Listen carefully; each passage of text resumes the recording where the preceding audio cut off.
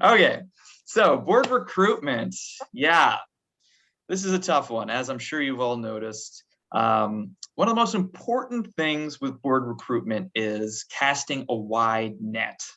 So, not just going to the same old tried and true folks, the super volunteers, which we all love.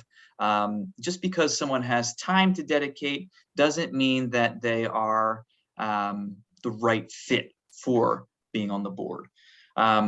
You want to make sure that your board is representative of your district's business mix. So if you've got a lot of restaurants in your district, you want to make sure that you've got restaurant owners or people involved with restaurants on the board. If you've got a lot of service businesses, you want to have them on the board. If you have a mixture of service, retail, restaurants, you want to make sure that the number of people on your board is reflective of kind of the business district makeup there. You want it to include anchor businesses. You want to think about business size. So you want to have the smallest businesses, home-based businesses. But you also want to have these large businesses, your banks, your grocery stores, businesses that might not have the same interests and needs as some of the smaller businesses, but they might have the capacity to invest in the organization either with volunteer time, sponsorship dollars, all that stuff. And who are the unofficial leaders of the district? Every district has folks that know everybody, that have been there for a long time. They're great at rallying the troops and have a lot of knowledge about institutional knowledge, district knowledge about the history of the district, and they have everybody's respect, which is a big one when you're talking about board recruitment and who's going to make that ask. So aside from business mix, you also want to think about the skills that you have on your board. So you want to think about, do you have someone who's financially savvy that could potentially be in that treasurer role? Do you have somebody that has experience doing events that could lead a committee for an event or marketing campaign? Maybe someone's a lawyer. Maybe someone works at a bank or has a real estate company, and they're just natural kind of networkers, and they have a large network of people that they know in the district just from the nature of their work. So you want to make sure you've got a varied skill set, because a representative board eventually leads to better programming and more potential future leaders. So you want to kind of think of the people you're recruiting for your board as, would they be a potential officer at some point? Do they have leadership qualities? Could they be someone that could get to that point eventually? Because you want to have a leadership pipeline constantly, kind of thinking about who's going to be next in line when your current leaders decide to step down.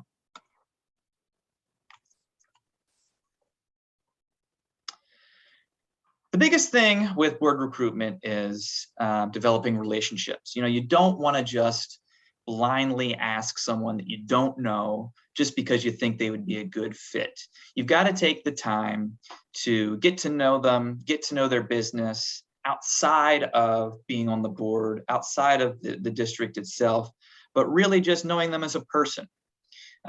Because a face-to-face ask by a trusted person that they know is usually the most effective way to get them to kind of commit to this position.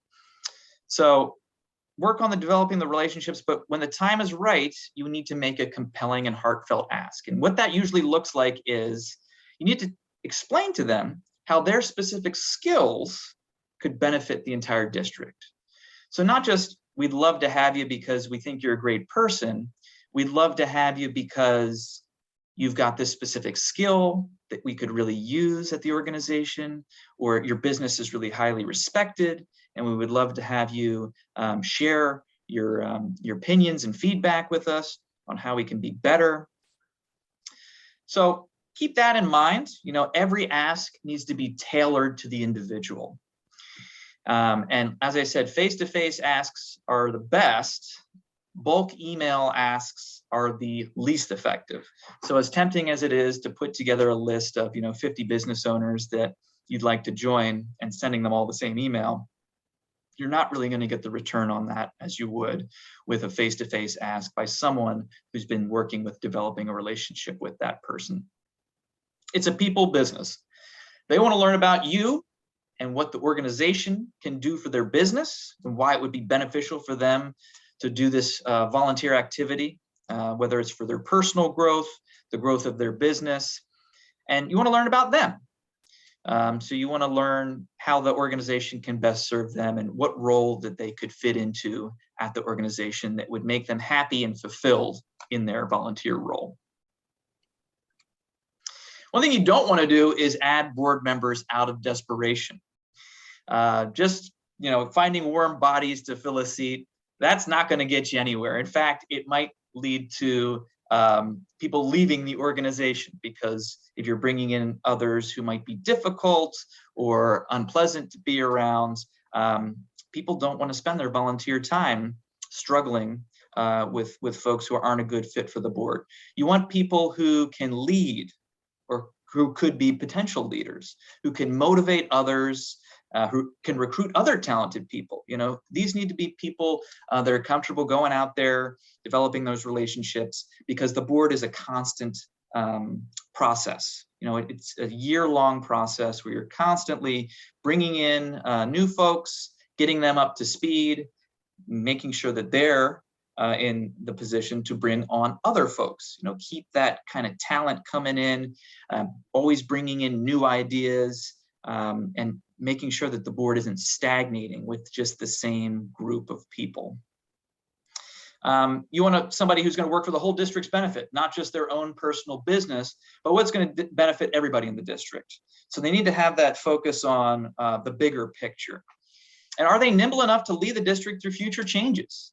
As we've seen with the pandemic, change is inevitable, and you need to be able to pivot quickly in order to be successful. So are they going to just kind of get stuck on doing the same old thing year in and year out? Or are they open to change? You want to make sure the leadership matches the future of the district.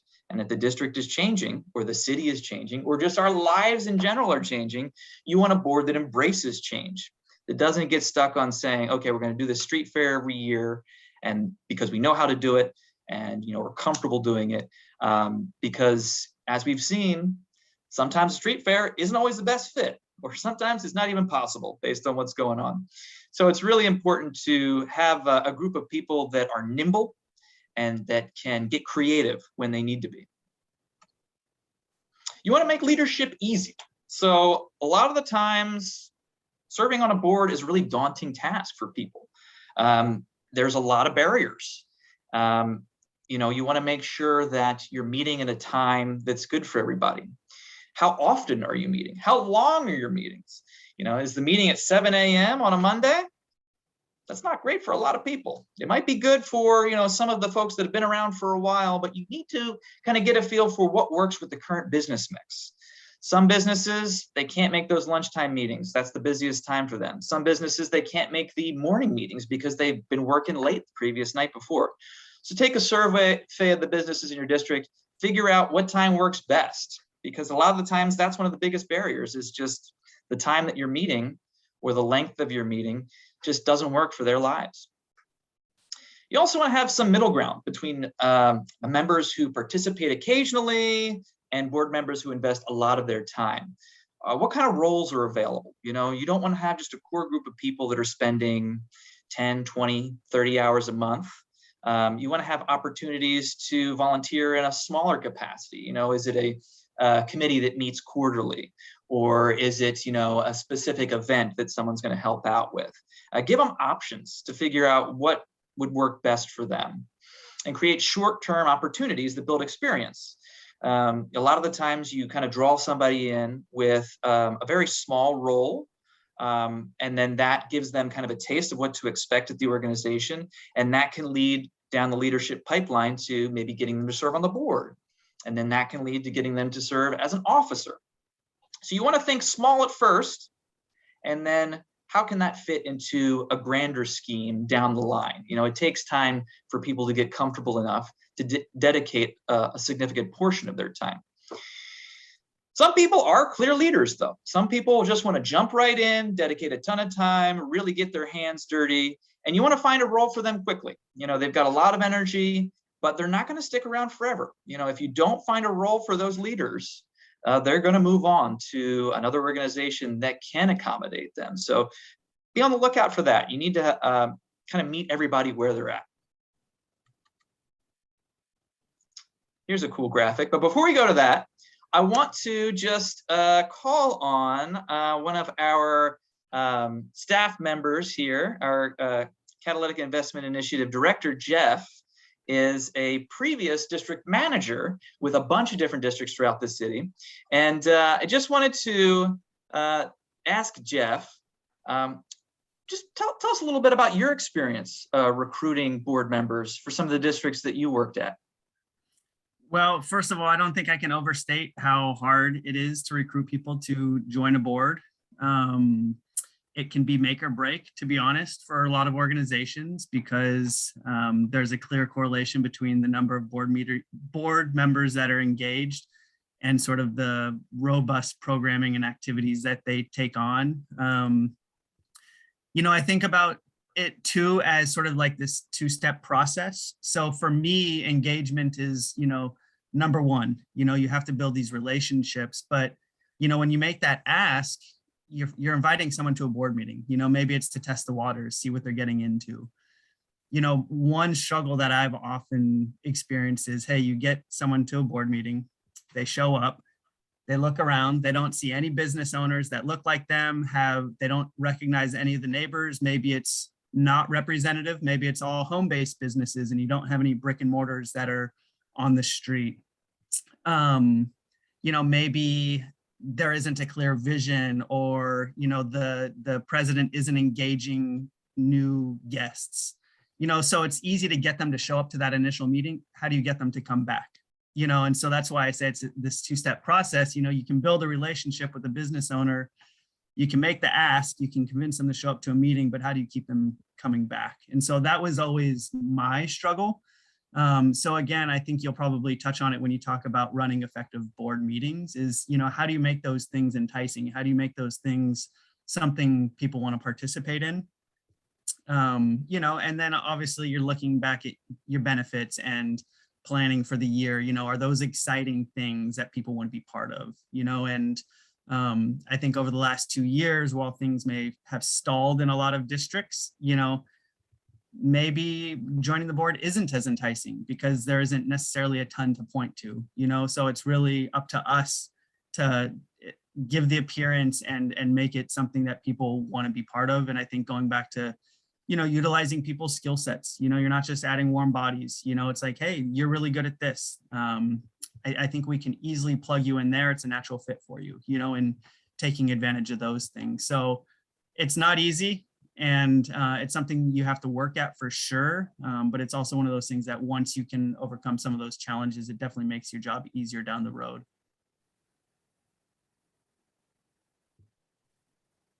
Yeah, so true, Jeff. Thanks so much for kind of sharing that insight. I know it's tough to get people excited sometimes. You have to think about a lot of people don't know what a business association does.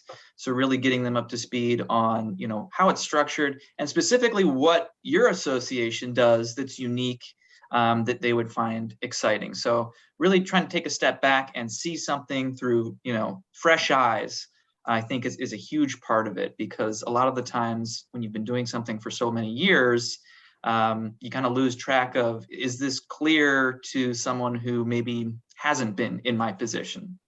So that's a really good point to make. Thanks, Jeff. Yeah, of course. So I want to go back to that graphic that was up there briefly. This is called the leadership pyramid. So this is a great visualization of how to kind of think about your district's leadership. So it starts at the top with the president and then goes all the way down to, members who maybe are just paying dues right now. They're not really involved. Non-members who you'd like to get involved. Partners, so maybe other organizations who don't kind of fit that business member model, but would be great to partner with in future activities that you want to do. Or maybe they're just members who are just participating in the things that you're already doing. Those are your prospects. So that's the largest group of people at the bottom of that pyramid that you're going to be thinking about. How do they fit into the other parts of the pyramid at the top? How do they fit into potentially serving on a board, as a board, in a capacity of a board, serving on a committee, or maybe even being a potential leader like a officer or even the president. So it's important to kind of always be thinking about how you're going to move people up the pyramid, because the top of the pyramid doesn't stay the top for long. Usually goes away and you're moving up from the bottom. So we're going to just do a quick activity here where if you just want to take out a piece of paper, I want you to just make 3 columns on the piece of paper. One is prospects, one is project assistance, and one is leadership. So in the prospects column, I want you to list current businesses who are members, but they're not really involved in any other capacity. They're non-members, and you really want to get them on the board because maybe they're an anchor business, or they're a business that people are really excited about. Or maybe they're members who have participated in things that you've done in the past. So those are your prospects. Those are people who aren't currently on a board seat or on a committee. On project assistance, you're going to put in the people who are currently on committees, who are currently helping out with specific projects, people who are just volunteers. So they might show up at an event once a year and help out with very small tasks. And then the third column, your leadership column, that's your current board. So your board and your officers, you can list them there. And I want you to think about, in each column, drawing arrows to the next column about individuals you think would be good to move up the pyramid. So who is a current prospect that could potentially serve on a committee? Or that you could potentially ask for assistance with a volunteer task. And then who is a current person who helps with projects that could move up to a board seat? And then finally, with your current board and presidents and officers, who is a current board member that could move up to be in that officer role? Because you want to be thinking about this leadership pipeline constantly throughout the year. As I've said, it's an ongoing thing. As new folks come into the fold, new energy, that's always great, always super important. But as leaders kind of get termed out, or they move on out of the district, or they just feel like it's their time to step down, you got to have somebody next in line ready to assume that position. And that actually starts before they announce that they're stepping down. You want to give them time to work with whoever their potential replacement is going to be, to get them ready to a point where they are comfortable taking on that role. So just give you another minute to think about, who's in those columns and who can move up, who can move to the next column. And that's going to get you thinking about your leadership pipeline. And I'll send you a version of this in PDF form afterwards, so you can really work with your current board to really think about this, come up with a solid list, and then delegate to who is going to start developing those relationships to make those asks for those individuals to move to the next level. Okay, moving right along. So once they're on the board, you want to make sure that they feel comfortable. So new board members, it's really intimidating for a lot of folks, especially if they're coming into a situation where the majority of the board already knows each other. It can be really tough. And a lot of the times people go to 1 meeting or 2 meetings, and if they're not engaged and they're not meant to felt comfortable, they will move on. So you want to make sure that there's specific people tasked with helping the new individuals meet the other board members, to listen to their concerns, to accommodate them, help them learn about the organization, make them feel comfortable so it's not as daunting for them. As a current board member, you want to be a coach. You want to be a mentor. You want to be an advisor. Make yourself available. Take them out for a coffee. Just have a conversation and listen to their concerns, because they might be really upset or concerned or worried about something, and you want to be able to address that. You want to help the new board members understand the district, what their role is, and how they can be effective. So, aside from just, hey, you're going to be on the board now, let's find something that's going to get you excited so you'll stick around. And then help them understand the organization's history, but also focus on the future. So, a lot of the times with board members that have been around for a while, I think having that institutional knowledge is really important. But as I said, you get stuck doing the same old things over and over again.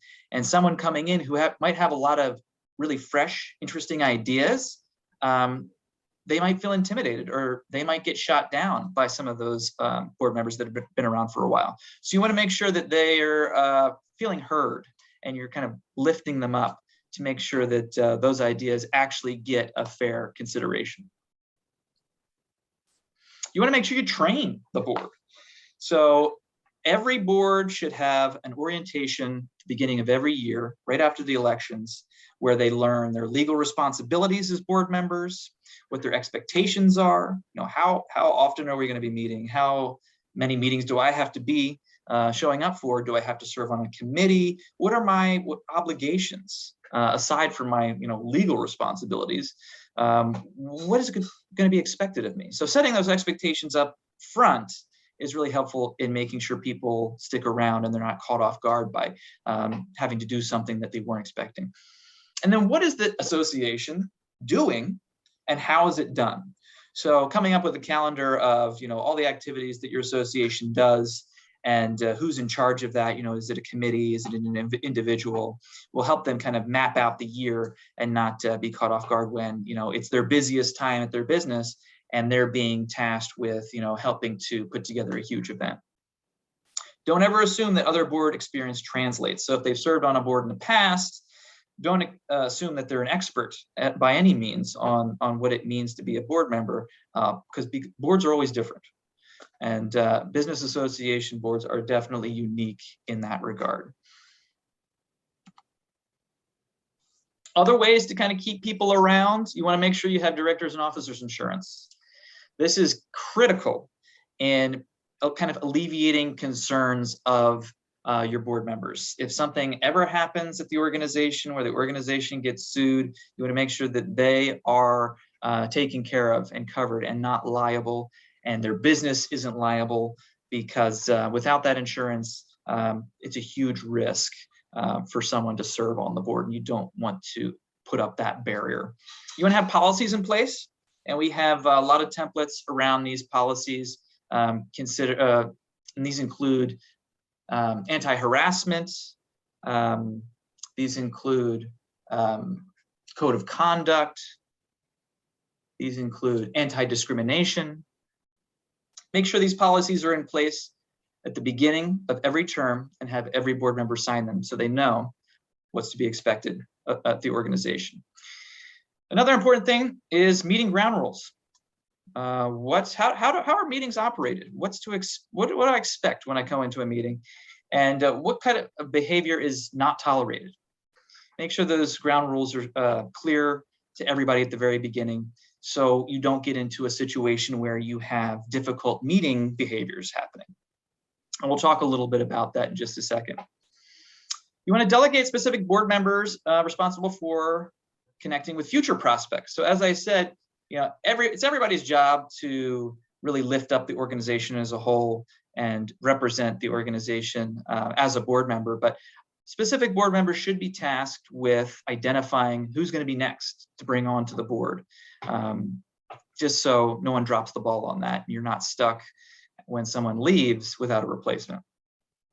And you also want to set term limits and term length limits to make sure that you don't have somebody that's on the board for longer than they should be, who's kind of dragging down the organization and kind of prohibiting any sort of progress or change, and maybe even scaring off some new, fresh ideas because they are stuck in their ways. All right, so let's move on to running effective meetings. So you've got your team ready to go, but that's only half of it. You want to make sure that the time you're spending together is efficient and effective and fun, right? Because people don't want to spend their volunteer time on something that seems like a chore. So first thing you want to do is create an agenda. You want to have a roadmap to make the most out of your time. You want to work with the president to design the agenda. So the president should be the person that has the final say on, what you're going to focus on as an organization. But it's helpful for them to kind of collaborate with their fellow board members, so they're addressing any concerns that they might not be aware of. On the agenda, you want to have start and end times for each item, so you don't get stuck talking about one thing that someone's really passionate about that takes up the whole meeting, and you're not actually able to take care of some of the important business that needs to happen. If you're only meeting once a month, there are specific things that you need to do. Otherwise, you're not going to be able to move forward. So make sure you have start and end times and you stick to them. You also want to identify what decisions need to be made at each meeting. So this is frequently your minutes need to be approved from the previous meeting. Your financials need to be shown to the board, presented by the treasurer. You want to talk about any upcoming events and marketing that are coming up, who's going to be in charge of that, any deadlines associated with that, any grants that need to be applied for in order to secure funding for those. And then new board members. Who has someone interacted with that would be a good fit or expressed interest in serving on the board, and how can you get them plugged in?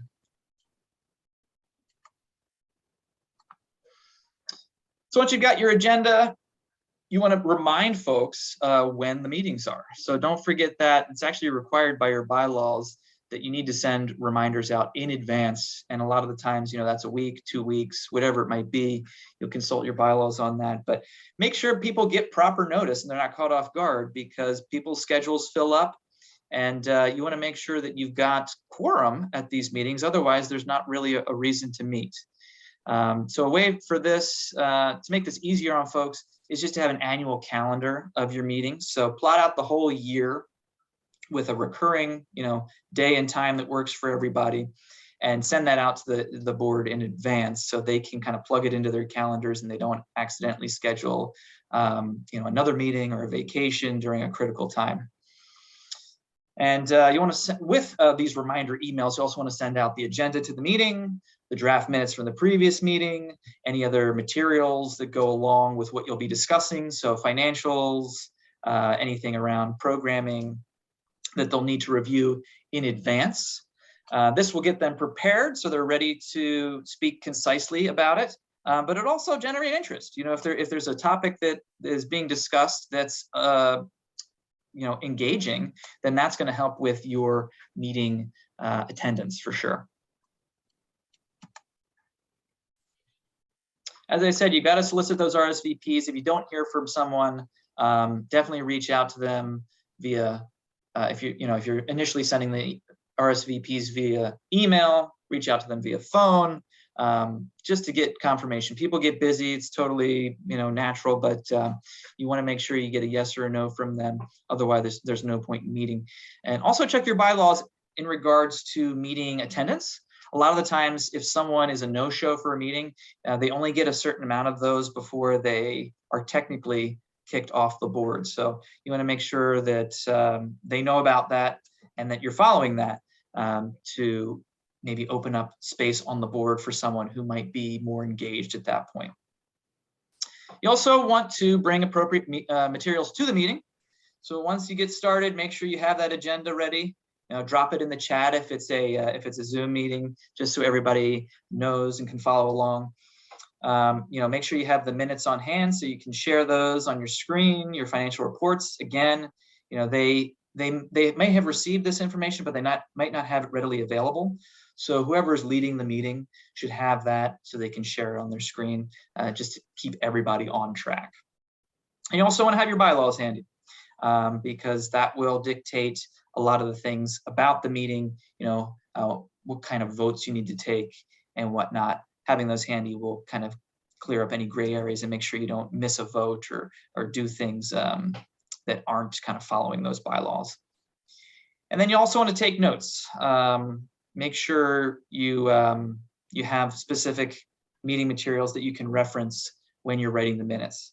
So the secretary should have access to those materials so they can accurately make those connections, connect those dots when they're writing the minutes. During the meeting, it's always great to start with an icebreaker. Lighten the mood a little bit, help people network and learn about each other without, going right to business. Start with something fun. This could be something very simple. Something as simple as asking them a question about themselves, like, what's your favorite food? Or, what's your favorite thing to do this time of year? Or it could be something even more complex. When we were doing our in-person meetings at Venture Portland, we would make scavenger hunts where we would have a list. There's a fact about each board member on a piece of paper, and you would have to go around and try and figure out who that fact was about. And it was a great way for people who didn't know each other to kind of start a conversation with each other, learn about each other, and just kind of get to know them as people. So it's super important to start with that icebreaker. It doesn't need to take up a ton of time, but definitely helps people kind of relax a little bit. Your president's going to be running the meetings, but they may need help staying on track and implementing good governance. So if something needs to be voted on that they forgot to have a vote, feel free to chime in. If you are following along with the bylaws, you should have a pretty good idea of what you need to do before the meeting starts. But sometimes people get distracted. So definitely help your president out to make sure you don't forget about anything as the meeting's going along. And like I said, those bylaws super handy as different decisions require different vote thresholds. And during the meeting, you want to make sure you stick to the agenda. A lot of the times people have specific pet projects and they want to go off on tangents about those, but you want to make sure that you're following that so you take care of organization business and one person doesn't hijack the meeting and impede progress. You want to keep track of the motions, seconds, and the votes. So that's usually the secretary's job, but if the secretary's not there, somebody needs to step in and do that just so you can create accurate minutes for the next meeting. And then you want to be respectful of volunteers' time. If a meeting is supposed to go for an hour, you want to make sure that you end on time. If meetings are dragging out over the time and people are, not prepared for that, and they may be late for other meetings, or they have family obligations or other things that they need to do, they're going to get tired of it real quick. So, make sure you're really focusing on ending at the time you say you're going to end. And most importantly, these meetings should be fun. They shouldn't be a chore. I know sometimes it's a little dry dealing with certain things that need to be done, the minutes and the financial stuff. But there are certain things you can do to inject a little fun into it. And nobody is better than our executive director, Joy Church. So I'm just going to pause for a second and invite Joy to talk a little bit about some methods that she uses to inject fun into meetings. Hey, Joy. Hi, everyone. Thank you, Jacob. I am flattered that Jacob feels that some of our meetings are fun sometimes. That's good to hear. So we have staff meetings, and in those meetings, we try to find connections. Since so many of us were hired during COVID, right? We don't have that water cooler talk in the office anymore. So everything we do for our meetings currently, almost all of it, 100%, are virtual meetings. So finding a way to establish connections with one another is really important. So I don't really think of these as icebreaker topics so much as, it's a get to know you opportunity. So finding something, that's interesting and engaging. So what's the question you can ask at each meeting to get people to feel comfortable that they may then establish connections with one another, right? So that can be something, very simple, like who has dogs, who has cats, right? Some way of connecting people to each other. So outside of the meeting, maybe they will take advantage of going to movies together or whatever it is that they have found as a connection during the meetings. So some of those topics that we have used at our Venture Portland staff meetings are things like, what's your personal motto? We go around the Zoom room, right, and ask you, what's your personal motto and why is it important to you, right? It's not always fun, but again, it establishes that connection. It gets to the person's philosophy about life, their philosophy about work, right? And there may be a way for people to say, oh, I love that motto, tell me more, right? So outside of the meeting, they may engage with one another. We did one exercise that I asked everyone to say, if you were to have a family crest, what would be the images on your family crest and why, right? So like, I think mine was, my family crest would be cats, music, like musical notes on our family crest, and we probably have wine or something. Because in my family, those are the three things that we all agree upon. But that is an interesting way. I had a couple people from our team then reach out later to ask more about that. And we found that we're interested in music, right? Someone had a question about, I need a new vet, right? They heard that I had cats, right? So finding those small personal connections can be a great way to have that outside engagement. And another thing that we've done has been like a show and tell style thing. So during the meetings, I've asked people to get up from their desks for a moment and go into their kitchen and grab an item that an ingredient that they purchased during COVID that they haven't yet used yet, right? And then they came back with their like, oh, I have this can of beans. I don't know why I bought it, but I thought we need to stock up on beans or lentils or whatever. But those are kind of some fun interactive kinds of things. At one meeting we did go stand up, grab your favorite hat, put it on, and then come back to the Zoom meeting and say, this is my favorite hat and this is why, right? So we had some people who had like logos for their favorite sports team, right?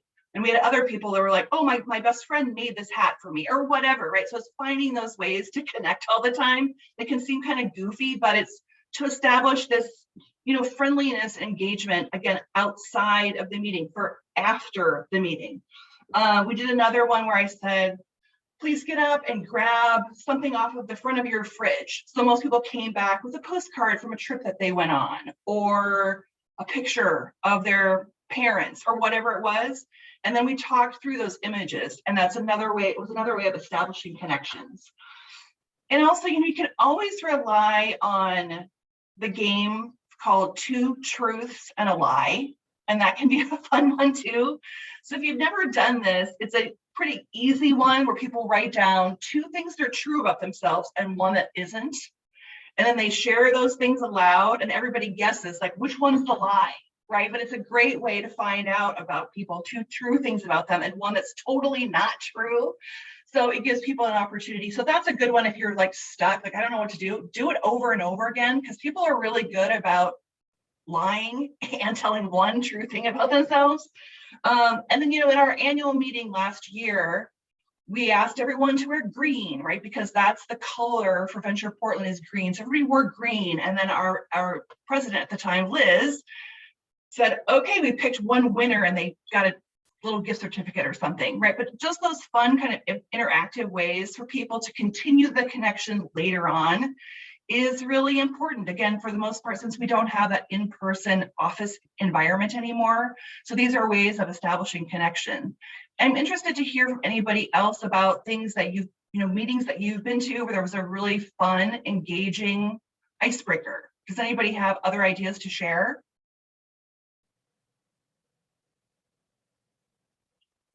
All right, well, I did a good job then, I guess. He's got one. Christine, please. So I think Liz did a great one at our last general meeting where she asked people what was their word of the month for January. And then we collected those words, and we haven't yet done our graphic, but we're gonna do a graphic for the district. But I thought that was everybody had a word, and it We was, did it. We did the graphic. oh, we did, I missed it. Oh, no. Can you share it maybe? It's in the newsletter. I'll share it with you. Share it here. I'll share it later since this is a recording. Okay, bye. Oh, right.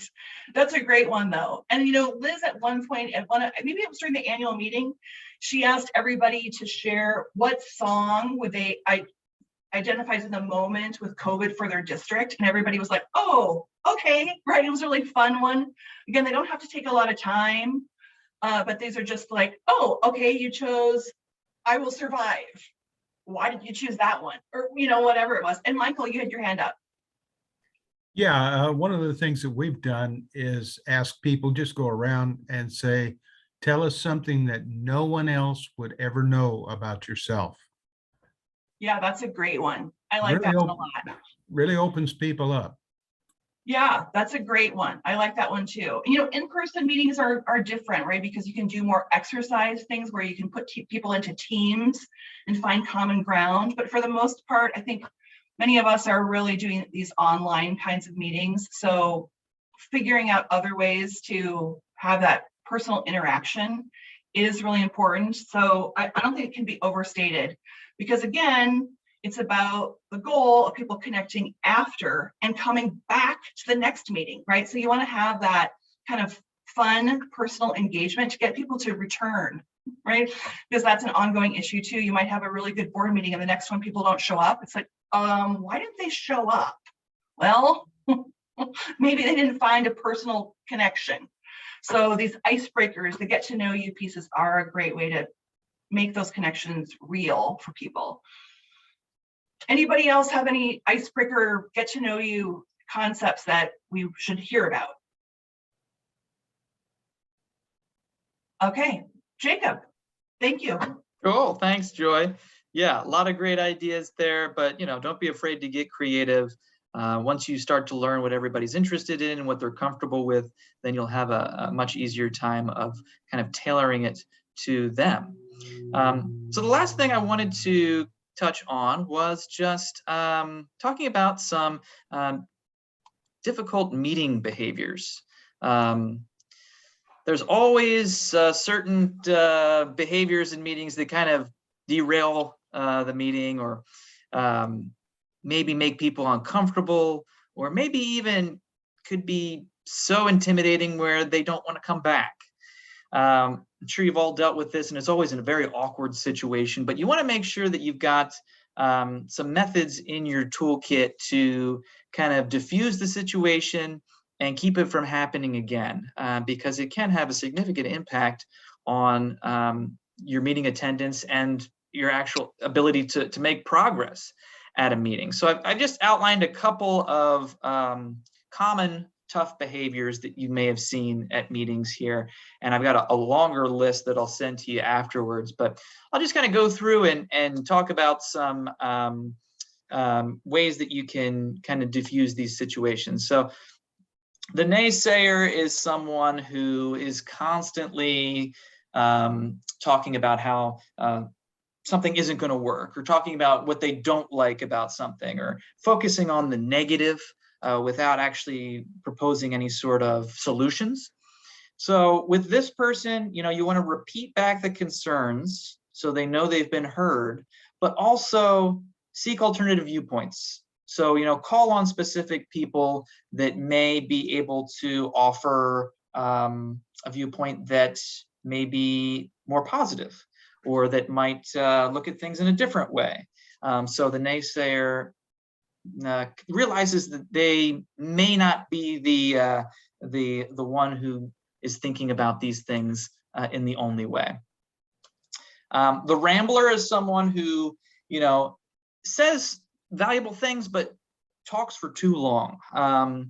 So you want to make sure that they can, make sure they say their point, but you also want to interrupt them when they've got to their point, because you want to make sure everybody has equal time to share. So establish time limits on comments. You know, what's it going to be? 2 minutes, 30 seconds, whatever it is.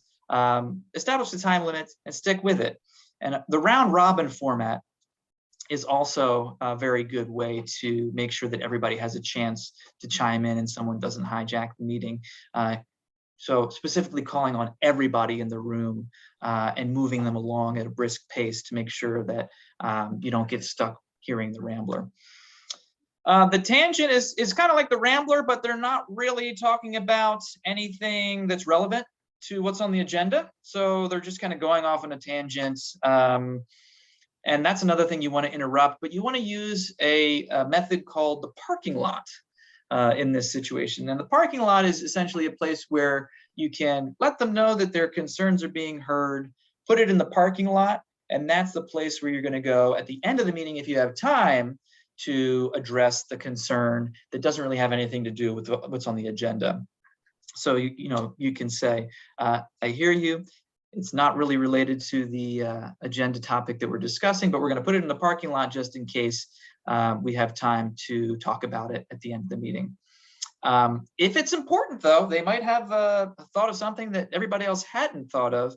Make sure you get group buy-in first before you shift the agenda, because people are counting on that agenda as specific things that they are expecting to talk about. And if they're caught off guard, it might not go so well. Some other tough meeting behaviors. Everybody's dealt with this, unfortunately. Hopefully it doesn't happen too often, but the attacker, someone who disagrees with someone in a disrespectful way. So this is where those meeting ground rules really come in handy. Having a ground rule that says, we agree to disagree agreeably. And pointing to those ground rules when someone crosses the line. So they know that, it's not a personal attack on the attacker. It's just that the attacker has gone and has gone past what's allowed by the ground rules. But you want to interrupt that rudeness and personal attacks on individuals immediately, because that's what really scares people off. And you want to make sure you minimize that in any way you can. The interrupter, someone is sharing something that they feel is important and someone else interrupts them. Again, this is something that should be in your ground rules. Please do not interrupt others. It's okay to interrupt the interrupter. Make sure you keep a list of who has the floor and in what order. So if someone does interrupt, say, this other person is talking, and make sure you have an idea of who had their hand up next, or who had mentioned something in the chat that had something to say. So you're being fair to the order of the conversation. And then finally, the mouse. The mouse is the person who is either too intimidated to share and is very quiet at a meeting, or doesn't feel comfortable, and you want to seek their opinion. So that is encouraging everybody to participate in those ground rules, giving people prep time to kind of get their thoughts together, and using the round robin format, calling on that individual and specifically asking what they feel and think. And that way you can get full buy-in from the entire board. There's a bunch of others. I'll send you the list, and hopefully it's helpful, because there's nothing worse than an awkward situation to just derail the whole meeting. So with that, we got just maybe 5 minutes left, and I just wanted to open it up to questions. So what concerns do you all have about board recruitment and running meetings, and how can we help?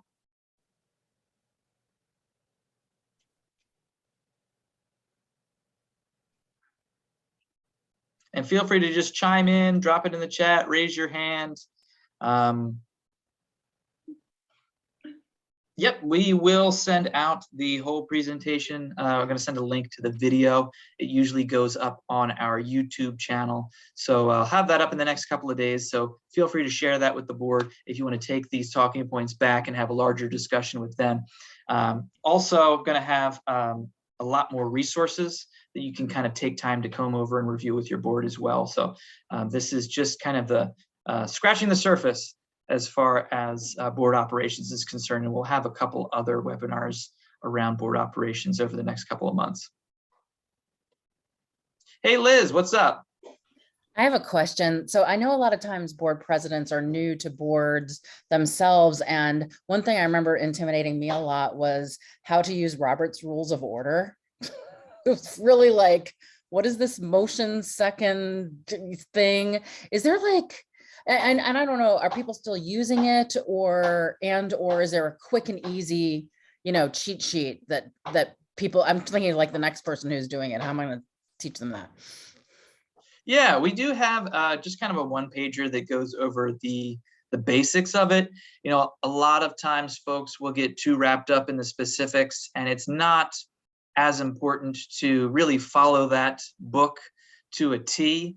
The main thing is, the motion, second, and carry, and really sticking to, just some of those very basic rules. But I think if you're too much of a stickler for those rules, that's where it starts to take away from the fun of the meeting, and it really feels like way too formal, personally. But everybody kind of has an operation that runs differently. But yeah, I'll make sure to include that one pager in the follow-up email. Any other questions before we say goodbye for the day? All right. Well, if anything comes up, certainly please don't hesitate to reach out. We've got plenty of resources on this topic, and wanted to just say thanks to Joy and Jeff for sharing their expertise with us today. Thank you both for everything you do. And if there's any other resources you need, just let me know. Otherwise, we'll see you next week at our events webinar, our very first events webinar, hosted by our events team, Mackenzie and Gabby, who are here with us today, talking about Events 101. So I know you've all got some big plans coming up for spring and summer, and they're going to talk about the basics around event planning. So definitely RSVP for that. I'll make sure to include the link in the follow-up email, and invite anybody from your board who might be interested on putting on an event in the coming months. Thanks a lot, everybody. Have a great rest of your day, and we'll see you soon. Take care. Thanks, Jacob.